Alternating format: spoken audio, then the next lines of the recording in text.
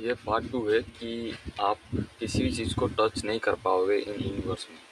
Example के तौर पर लेता हूँ कि ये जो लकड़ी है, बाम्बू है, इसको मैं टच किया, आपको दिख रहा होगा टच कर रहा हूँ मैं, या फिर मुझको भी दिख रहा है कि मैं इसको टच किया हूँ।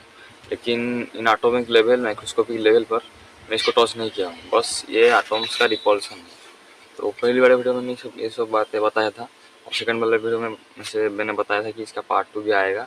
थोड़ा बहुत क्वेश्चन था मेरे मन में वो वीडियोस वगैरह बनाते टाइम, तो इस वीडियो में हम इसको सॉल्व कर देंगे, या फिर एक्सप्लेन करूँगा कि क्या सब क्वेश्चन आया था मेरे मन में और उसका आंसर क्या है।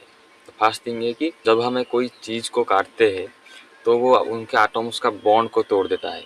मतलब दुनिया में सारी चीज़ बॉन्ड से लेकर एटम में जो होता है वो तो निकल जाता ना, लेकिन वो एटम्स खुद आपस में बॉन्ड क्रिएट कर रहे हैं, जिसकी वजह से ये सब चीज़ें हमको एक सॉलिड की तरह दिख रहा है। मेरा हाथ सॉलिड की तरह दिख रहा है, फिर कोई भी चीज़ है, ये जो दीवार है ये भी सॉलिड की तरह दिख रहा है। लेकिन क्या होगा अगर ये एटम्स वगैरह बॉन्ड ना करे तो वहाँ पे सॉलिड लिक्विड स्टेट एग्जिस्ट नहीं करेगा और गैस भी एग्जिस्ट नहीं करेगा। क्योंकि एटम्स आपस में बॉन्ड क्रिएट करते हैं, जिसकी वजह से हमको सॉलिड लिक्विड गैस वगैरह फॉर्म दिखते हैं। और जब हमको नाइफ से काट देते हैं तो वो उनके बॉन्ड को तोड़ देता है। तो मेरे मन में सवाल है, अगर वो बॉन्ड को तोड़ देता है तो H2O जो है, वाटर जो है, वो भी तो बॉन्ड लेकर क्रिएट हुआ है। दो हाइड्रोजन का एटम और ऑक्सीजन का एटम को लेकर क्रिएट हुआ है। सच में बॉन्ड्स को नाइफ काट दे रहा है। जब हम काट रहे कुछ चीज़ों को, तो हम अगर पानी के अंदर नाइफ बुलाएंगे तो वहाँ से बुलबुले क्रिएट हो गए, इसकी वजह से हाइड्रोजन ऑक्सीजन निकल जाएगा, बॉन्ड तो टूट जाएगा ना। तो इसका आंसर इस वीडियो में है। तो एक वाटर मॉलिक्यूल के अंदर दो हाइड्रोजन का एटम और एक ऑक्सीजन का एटम होता है, जो बॉन्ड क्रिएट करते हैं इलेक्ट्रॉन शेयरिंग के जरिए, और तब हमको वाटर दिखता है और वाटर का मॉलिक्यूल फॉर्म होता है। जब हम नाइफ पानी के अंदर चलाते हैं या फिर काटने को ट्राई करते हैं कि बॉन्ड टूट जाएगा, लेकिन वो मॉलिक्यूल के अंदर घुस के चला जाता है। वाटर मॉलिक्यूल जो फॉर्म हुआ है वो, और दो मॉलिक्यूल हो गया, ये जुड़ गए, और एक या फिर बहुत सारे मॉलिक्यूल जुड़कर एक ड्रॉप हुआ, और बहुत सारे ड्रॉप मिलकर एक बाल्टी पानी हुआ। जब हम पानी बाल्टी के अंदर का घुमाते नाइफ को, तब वो मॉलिक्यूल के अंदर से निकल जाता है, इनसाइड से नहीं, बीच से निकल जाता है, मॉलिक्यूल के बीच से निकल जाता है, ना कि अंदर से। मॉलिक्यूल को काट नहीं पाता, बस उनके बीच से निकल जाता है। एटम्स का ग्रुप है वो, और उसके अंदर से निकल जाता है। जब हम नाइफ बुलाते हैं वो उनके ग्रुप ऑफ एटम्स को तोड़ता है। अगर दो तीन एटम्स हो गए, दो हाइड्रोजन का एटम और एक ऑक्सीजन का एटम, वो एक ग्रुप हो गए। तीन एटम है, वो एक ग्रुप हो गया, और एक मॉलिक्यूल है, दो ग्रुप हो गए। ऐसे बहुत सारे ग्रुप है।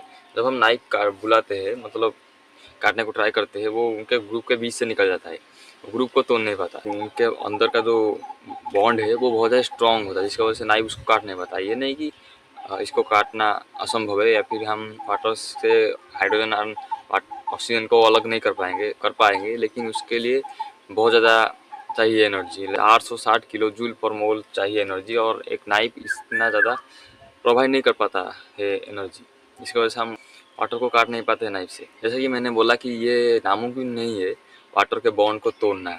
तो साइंटिस्ट कैसे करते हैं? तो साइंटिस्ट एक प्रोसेस को अप्लाई करते हैं जिसको बोलते हैं इलेक्ट्रोलिसिस ऑफ वाटर, और इस जरिए में वो बहुत ज़्यादा ही एक्सट्रीम इलेक्ट्रिसिटी के जरिए वो एनर्जी फॉर्म करते हैं, जिसकी वजह से वाटर सेपरेट हो जाता है, वाटर मॉलिक्यूल सेपरेट हो जाता है हाइड्रोजन एटम और ऑक्सीजन एटम से सेपरेट हो जाता है।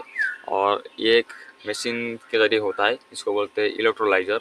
इलेक्ट्रोलाइजर से इलेक्ट्रोलिसिस प्रोसेस के जरिए इलेक्ट्रिसिटी प्रोवाइड करता है, जो एनर्जी उसी के जरिए वाटर मॉलिक्यूल तोड़ जाता है। मैंने पहले वाले वीडियो में भी बताया था कि हम इस यूनिवर्स में किसी भी चीज़ को टच नहीं कर पाते।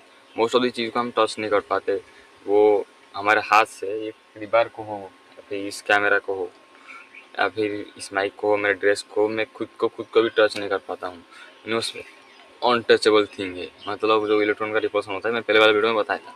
तो आपके जानकारी के लिए थोड़ा बहुत मैं बता दूं कि जो एटम्स होते हैं वो मोस्टली एम्प्टी स्पेस होता है। मतलब एटम्स एक कंटेंस करता है बहुत सारा इलेक्ट्रॉन, फिर कुछ जिसमें ज़्यादा इलेक्ट्रॉन है, और एक टीनी सा न्यूक्लियस। मतलब आप इसको इमेजिन कर सकते हो कि अगर एक राइस का ग्रेन होगा या फिर एक चावल का ग्रेन होगा, अगर हम उसको एक अच्छा खासा बड़ा फुटबॉल स्टेडियम के बीच में रख देंगे तो वो राइस का ग्रेन हो जाएगा न्यूक्लियस, और वो फुटबॉल स्टेडियम हो जाएगा एक एटम। आप सोच सकते हैं बहुत ज़्यादा ही स्पेस होता है एटम्स के अंदर, और इलेक्ट्रॉन उसके अंदर उसके अंदर घूमते रहते हैं, इलेक्ट्रॉन का चक्कर काटते रहते हैं। जैसे सूरज का चक्कर हम सारे काटते रहते हैं, हम सारे तो ना है, जो प्लैनेट्स वगैरह है वो काटते हैं सूरज का चक्कर, उसी तरह इलेक्ट्रॉन भी न्यूक्लियस का टक्कर काटते हैं एटम, जिसकी वजह से एटम फॉर्म होता है। तो आपके मन में भी क्वेश्चन आ रहा होगा कि अगर एटम्स खाली स्पेस है तो हम कैसे टच कर पा रहे।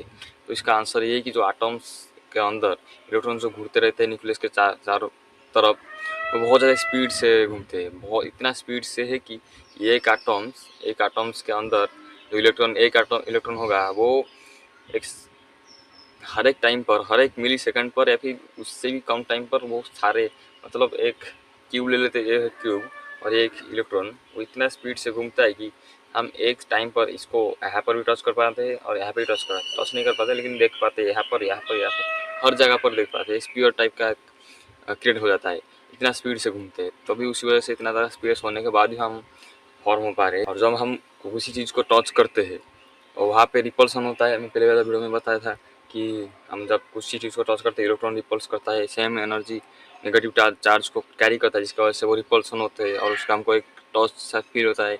वो हम जो टच कर रहे हैं वो 0.1 नैनोमीटर पर स्टॉप हो जाता है। उसके बाद रिपल्सन बहुत ज़्यादा हाई होता है, हम जितना ज़्यादा भी दबा दें लेकिन वहाँ पे स्टॉप हो जाता है।